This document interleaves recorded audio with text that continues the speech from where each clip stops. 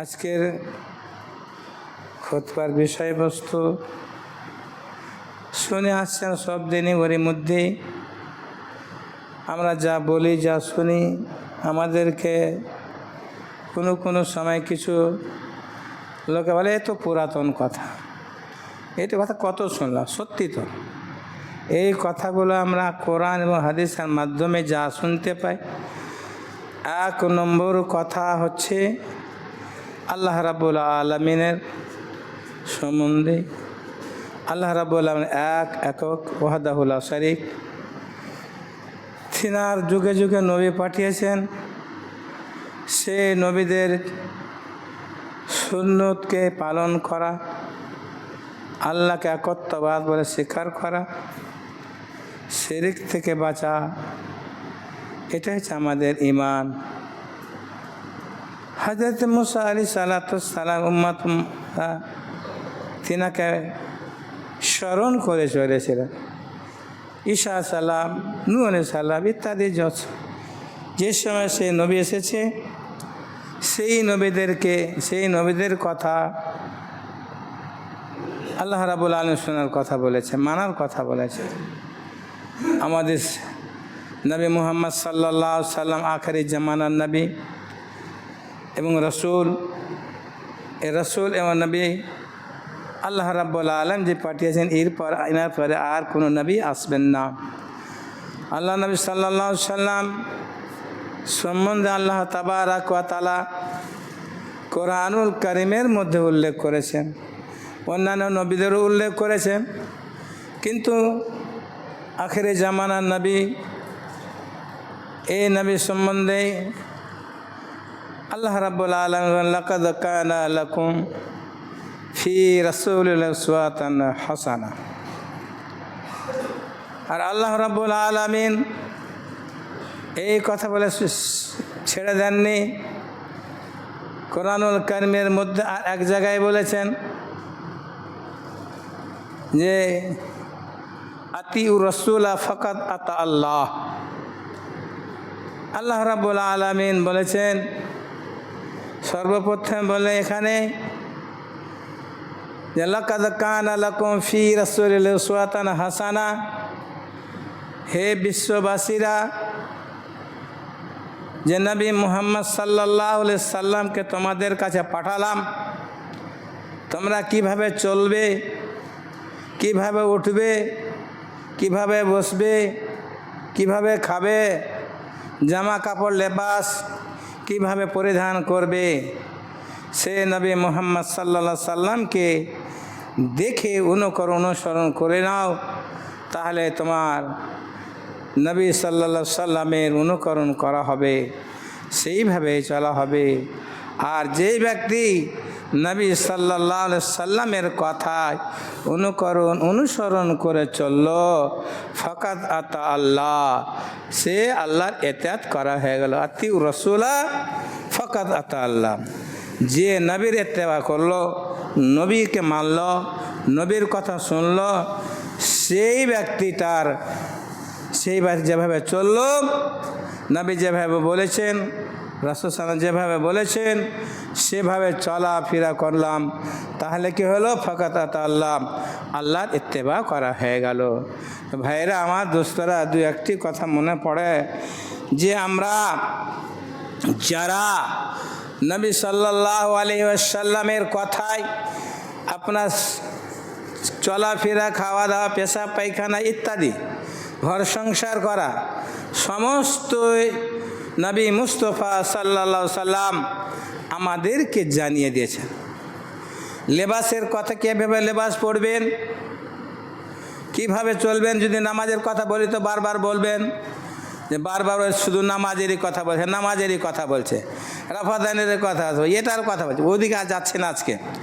আজকে বলতে চাইছি যে আমি প্রত্যেক ভারতবর্ষ, গোটা বিশ্বের মানুষ আমরা লেবাস পরি, পোশাক পরি। এই পোশাকটা যদি পরা আপনার নবীর অনুসরণ হয়, তাহলে সঠিক হলো। টুপি পরি, পাঞ্জাবি পরি, লুঙ্গি পরি, ইত্যাদি পরি।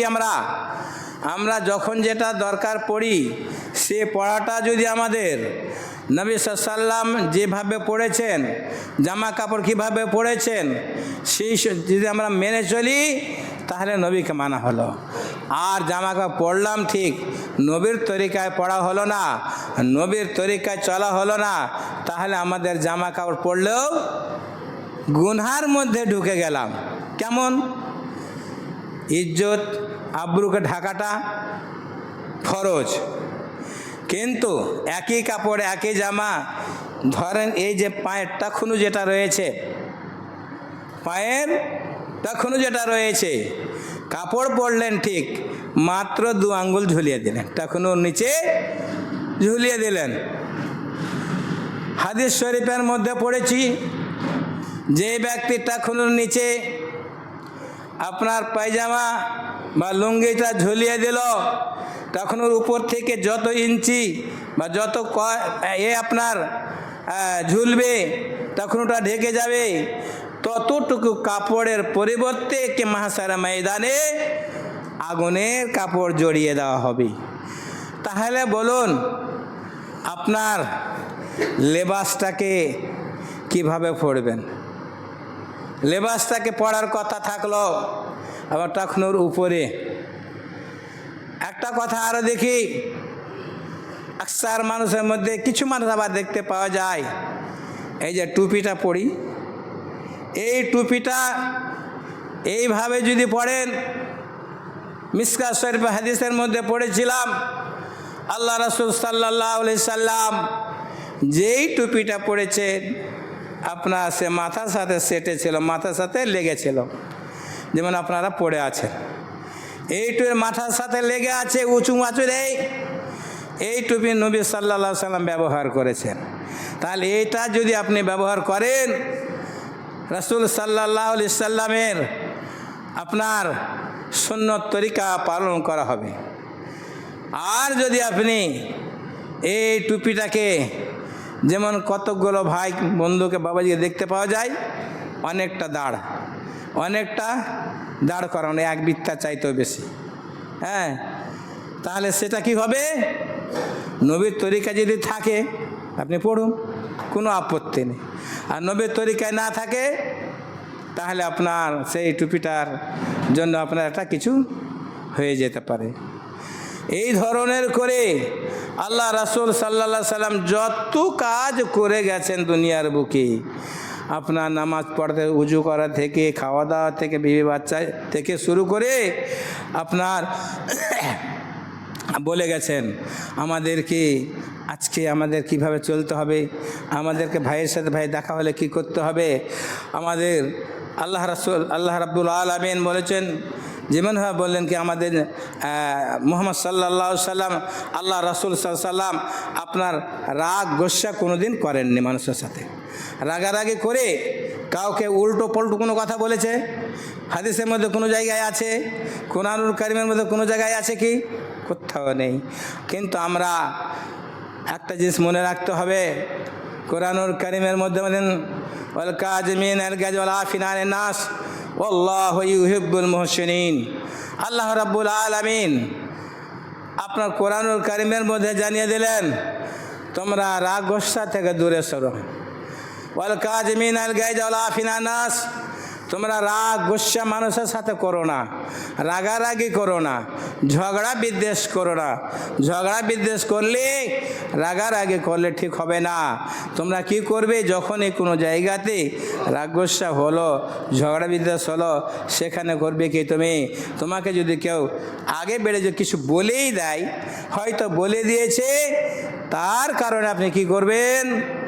ওয়াল কাযিমিনা আল গায়জ ওয়াল আফিনা, তখন তুমি কি করো কি তাকে মাফ করে দাও, ক্ষমা করে দাও।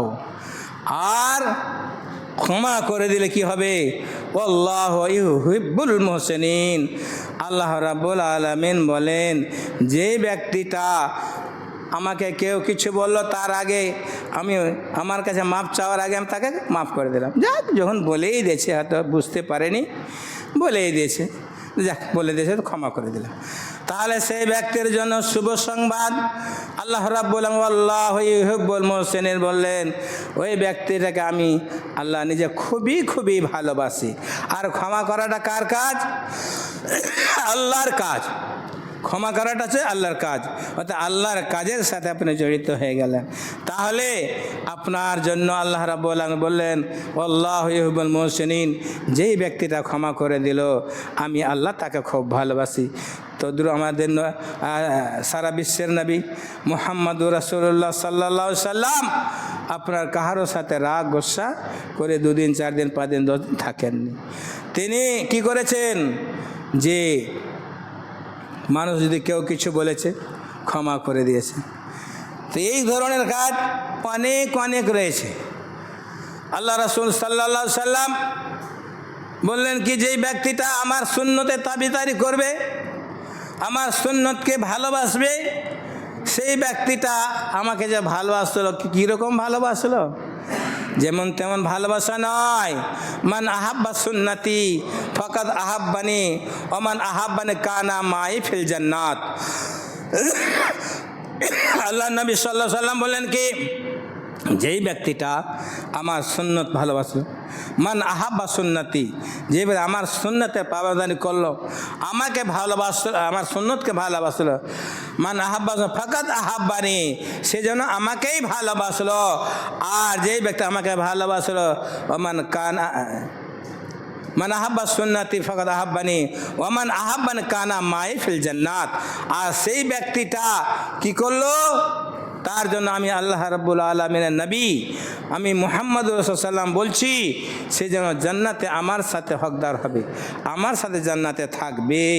তাহলে যদি ভাইয়া বন্ধুরা, মা বোনেরা, বাবাজিরা, যদি নবী সাল্লাল্লাহু সাল্লামের সাথে জান্নাতে বসবাস করার ইচ্ছা করে, তাহলে নবী সাল্লামের আপনার সুন্নত তরিকা যে সমস্ত আছে সমস্তই পালন করতে হবে।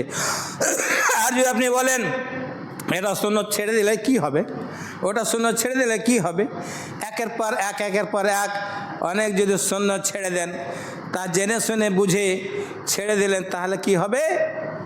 আল্লাহ রাব্বুল আলামিনের হাবিব খুশি হবেন না, অসন্তুষ্ট হবে। আর অসন্তুষ্ট হলে আপনার জীবন বেকার হয়ে যাবে। যে নবী সাল্লাল্লাহু আলাইহি সাল্লামকে নিয়ে আমরা এমন কত সময়ে কুটু কথা বলি যে নবী সাল্লাল্লাহু আলাইহি সাল্লামকে আপনার আলা দরজায় পৌঁছে দিলাম, আল্লাহর দরজায় পৌঁছে দিলাম। এটা কখনোই করবেন কেন? বাড়াবাড়ি আল্লাহ রাব্বুল আলামিন কখনোই ভালোবাসেন না, নবী সাল্লাল্লাহু আলাইহি সাল্লাম কখনোই বাড়াবাড়িকে ভালোবাসেন না। কিন্তু আজকে আমরা কেউ বলে গুস্তাখে রাসূল, আমরা নবী সাল্লামের নাম শুনে এ মুখে চুম্বন দিয়ে চোখে লাগাই না, তার জন্য আমরা গুস্তাখে রাসূল হয়ে গেলাম।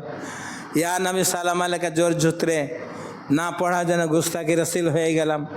আমরা নবী সাল্লামের সাথে দরুদ পড়লাম, সাল্লাল্লাহু আলাইহি সাল্লাম পড়লাম। আমরা এই ছোট দরুদ পড়লে, দরুদ ইব্রাহিম পড়লে আমরা দরুদ পড়া হলো না আমাদের। যারা ঝামকে একসাথে আল্লাহুম্মা সাল্লি আলা বলে বিদাতি হয়, যার মধ্যে মৌলানা কথা উল্লেখ রয়েছে, মৌলানা একমাত্র মৌলা বলতে একমাত্র আল্লাহকে বোঝানো হয়, সেই রকমের দরুদ পড়ে যে শিরকি দরুদ হলো, সেই দরুদ পড়লে আমরা কি হতাম? নবীর কাছের লোক হতাম। কিন্তু আল্লাহ রাব্বুল আলামিন বলছেন, যে নবীকে নিয়ে বাড়াবাড়ি করবে, নবীর সাথে যে তার চাইতে উঁচু জায়গা করে দেবে, যেটা হয় না তার চাইতে বেশি, তাহলে সে হবে কি? নবীর গুস্তাখি সেই করলো। কিন্তু আমরা নবীর গুস্তাখি করি না। তার জন্য আমাদেরকে কি করছে আপনারা সবাই নিজে নিজে বুঝতে পারছেন। তো ভাই আমার, দোস্তরা, বাবাজিরা, আজকে যে নবী মুস্তাফা সাল্লাল্লাহু আলাইহি সাল্লামকে নিয়ে আমরা অনেক কিছু বলে দিই। যেমন একটা এর আগে আরও বলেছি, এখন বলছি আবার, যেমন কবি গুলজার একটা কথা লিখে গিয়েছে, আপনারা সবাই শুনেছেন ক্যাসেট ম্যাসেটের মাধ্যমে। কি শুনেছেন? স্রষ্টাতে ছিল, সৃষ্টিতে এলো রাসূল আকরাম সাল্লাল্লাহু। স্রষ্টা আল্লাহ রাব্বুল আলামিন, আর সেখানে আরে সৃষ্টিতে মানে মতলবগুলা চিন্তা ভাবনা করা হয় না। তো যাই হোক, আল্লাহ রাব্বুল আলামিন আমাদেরকে বোঝ শক্তি দান করে যেমন আমরা শরীয়ত মোতাবেক চলতে পারি। আল্লাহ রাব্বুল আলামিনের দরবারে আমরা চাই যে আল্লাহ রাব্বুল আলামিন আমাদেরকে নবী মুস্তাফা সাল্লাল্লাহু আলাইহি সাল্লামের তরিকায় চলার তৌফিক দান করুন। একটি কথা বারবার মনে করি কিন্তু বলা হয় না, একটি কথা বলি, যেখানে আমাদের মা বোনেরা জুমার নামাজ আদা করতে আসে তেনাদের সম্বন্ধে কিছুই বলা হয় না, আমরা বলিনি, আর হয়তো বলার মনে করছি না, কিন্তু না, আজকে সামান্য করে একটা ছোট্ট করে একটা হাদিস পেশ করব যে আল্লাহ রাসূল সাল্লাল্লাহু আলাইহি সাল্লামকে আপনার জিজ্ঞেস করা হয়েছিল এসাল খায়র নিশা, যে উত্তম মহিলাটাকে, ভালো মহিলাটাকে। সেই সময় আল্লাহ রাসূল বললেন তাসুরু ইলা নাজারা ওয়ালা তুতিহি জামারা ওয়ালা তুখালিফি নাফসি ওয়ালা ইকরাম ফি মালিহা। আল্লাহ রাসূল সাল্লাল্লাহু আলাইহি সাল্লামকে জিজ্ঞেস করা হয়েছিল, ইয়া রাসূলুল্লাহ সাল্লাল্লাহু আলাইহি সাল্লাম, উত্তম মহিলা, ভালো মহিলাটাকে, ভালো মহিলাকে। আল্লাহ রাসূল সাল্লাল্লাহু বললেন তাসুরু ইলা নাজারা, যে ব্যক্তিটা নিজের স্ত্রীকে দেখে খুশি হবে, নিজের স্ত্রীকে দেখে শান্তি পাবে, খুশি হবে, তাসুরু ইলা নাজারা ওয়ালা তুতি ইলা আমারা ইজামারা। আর যখন কোনো হুকুম করলো, কিছু কথা বলল, এই কাজটা করে দাও তো, কোনো রকমের কারাহাত না করে, সাথে সাথে মেয়েটা নিজের স্বামীর কথায় রাজি, যেটা কাজ করা সেটা যেমনি বলো সাথে সাথে করে দেবে, কি দাঁড়াও একটু পর করছি, আর কিছু এই ধরনের করলো না। সেই ব্যক্তি তুতি যা আমারা ওয়ালা তুখালিফি নাফসিহা, আর ওই মেয়েটা উত্তম সময়ে অসময়ে যে কোনো সময় নিজের স্বামী যখন তাকে বলল যে নিজের খায়েশাত মেটানোর জন্য, কোনো রকমের দ্বিধা নেই, ঠিক আছে আজ কাজ পরশু তরশু যখনই বলল শরিয়ত মোতাবেক, সাথে সাথে আর ওয়ালা ইকরাহ ফি মালিহা, আর কোনো রকমের কারাহাত হলো না, কোনো অসন্তুষ্ট হলো না। ওই সময়ে হয়তো তার স্ত্রীর কাছে কিছু পয়সা রয়েছে, ওয়ালা ইকরাহ ফি মালিহা, সে তার কাছে কিছু টাকা আছে বা ধনদৌল কিছু আছে, হয়তো তার স্বামী অভাবগ্রস্ত, সাথে সাথে চেয়ে ফেলল যে আমাকে তোমার কাছে যে টাকাটা রয়েছে বা সম্পদটা রয়েছে সেটা আমাকে দাও। সাথে সাথে কোনো রকমের কারাহাত না করে, কোনো রকমের ত্রুটি মনে না করে, যাক স্বামী যখন চেয়েছে দিয়ে দিতে হবে। সাথে সাথ নিজের স্বামীকে সেই টাকা বা সেই পয়সা যা যেভাবে রাখুক না কেন, সাথে সাথে টাকা দিয়ে দিল, অর্পণ করে দিল। সেই ব্যক্তিটার সম্বন্ধে বলা হচ্ছে যে ওই ব্যক্তিটা, ওই মেয়ে ছেলেটা সবচাইতে উত্তম, যার মধ্যে 4টা গুণ রয়েছে। যে স্বামী নিজের চোখে যখন দেখলেন, দেখার মধ্যে খুশি, আমার স্ত্রীটা কতই না সুন্দর, আমার স্ত্রীটা কতই না ভালো, আমার স্ত্রীটা ইত্যাদি ইত্যাদি, তখন সে আল্লাহর রহমত তার উপরে নাজিল হলো। আর যখনই বলল স্বামী স্ত্রী ব্যবহারের কোনো আপত্তি হলো না, কোনো জিনিস, যেমন আজকালের মেয়ে ছেলেরা এমনভাবে বলে দেয়, হয়তো আমাদের এই আলকো মসজিদে যে সমস্ত মহিলারা আসছে তাদের সাথে তাদের হয়তো আপনার যোগাযোগ নেই, কিন্তু এমনিতে হয়তো পাশের বাড়ি ঘর থেকে হয়তো বুঝতে পারেন কি, যে যেমন আমরা অনেক সময় শুনতে পাই, এটা করো তো, যে মা একটু বিড়ি বাঁধতে লাগতো আর ইত্যাদি কোনো কথা বলে যায়, একটু পর করছে, আর কিছু জামাটা খাঁচনি তো খাঁচ, টাইম পার হয়ে গেছে, এই ধরনের কথা বলে দিল। এই ধরনের কথা না বলাটাই উচিত, যেহেতু স্বামী নিজের স্ত্রীকে যে হুকুম করেছে সেই হুকুম সঙ্গে সঙ্গে পালন করাটাই সবচাইতে বেটার। তার কাছে যে ধনের কথা বললাম, কিছু টাকা পয়সার কথা বললাম, অনেক সময় বলা যায় কিছু তো দিতে পারবাই না, যে তুই জমিয়ে রেখে সেটা ফের নিতে জন্য খুবই কঠিন, তুমি তো কিছু দিতেই পারবা না, এই ধরনের কথা বলে দেয়। তো মা বোনদের কাছে এতটুকু কথা, যদি এই ধরনের কেউ কিছু বলে আপনারাও সেটাই পৌঁছে দেবেন যে হাদিসে এই কথা আছে, যেমনভাবে বলা হয়েছে বাল্লিগ মা উনজিলা ইলাইহি মির রাব্বিক আল কুরআন। আল্লাহ তাবারাক ওয়া তাআলা বলছেন তুমি পৌঁছে দাও আমার কথা তোমার কাছে তোমার রবের পক্ষ থেকে যা তুমি শুনেছো। তো ভাই আমার দোস্তরা বাবাজিরা, আমরা শুনি ঠিক, পৌঁছতে পারি না মানুষের কাছে। আমরা জানি ঠিক, পূর্ণাঙ্গ কথা মানুষের কাছে আমরা পৌঁছতে পারি না। তো আমার মা বোনদের কাছে আমি ছোট্ট করে একটা অনুরোধ রাখলাম, যদি আপনাদের সম্মুখে কোনো মেয়ে ছেলে যদি এই ধরনের কোনো আচরণ করে, তা আপনি বলতে পারবেন বোন, আজকে যদি আপনি জান্নাতে যেতে চান, আপনি আল্লাহর নৈকট্য লাভ করতে চান, আপনার আল্লাহকে রাজি খুশি করতে চান, তাহলে আগে আপনার স্বামীকে রাজি খুশি করবেন, আপনার স্বামীর খিদমত সুন্দর করবেন। এই কথাটি ওনা এই চারটার কথা বলবেন, তাহলে দেখা যাবে আপনার অনেকে হবে। সেই বিয়েটা যাবার এখানে একটা আর হাদিস রয়েছে, আল্লাহ রাব্বুল আলামিনের নবী মুহাম্মদ সাল্লাল্লাহু আলাইহি সাল্লাম বলেছেন মান দাআ ইলা হুদান, যদি কোনো ব্যক্তি হেদায়েতের জন্য ডাকে, ভালো কাজের জন্য ডাকে, মান দাআ ইলা হুদান, সেই ব্যক্তিটার কি পাবে? যদি সেই ব্যক্তিটা আপনার ভালো কাজের জন্য কেউ ডাকে, তাহলে সেই ব্যক্তিটা ভালো কাজে ডাকার জন্য একটা সওয়াব পাবে। আর যদি আপনার সে তার কথা শুনে যে কাজ করবে তার জন্য আর একটা সওয়াব, তাহলে দুটা সওয়াবের অধিকারী হয়ে যাচ্ছে। আর যদি সে না শুনে কিন্তু একটা সওয়াব পেতেই থাকবে। ভাই আমার দোস্তরা বাবাজিরা, আজকে আমরা ভালো কাজের জন্য মানুষকে ডাকলেও এখন বর্তমানে মনে হচ্ছে যে একটা কিছু বিষ ঢুকে গেল। কোনো এক জায়গায় গেছিলাম, বলেছিলাম ঠিক, বলে জায়গা উল্টো পুল্টো কথা, তোমাদের জন্য এটা, এদের জন্য ওটা, ওদের জন্য এটা। কোরআনুল কারীম কাহারোর জন্য এটা ওটা নয়, হাদিস কাহার জন্য এটা ওটা নয়। হাদিস শরীফ, কোরআনুল কারীম আপনার যা আছে সমস্ত প্রত্যেকটা মানুষের জন্য, সে আপনার যে কোনো মানুষ হোক, তা প্রত্যেকের জন্যই আপনার পালনীয়।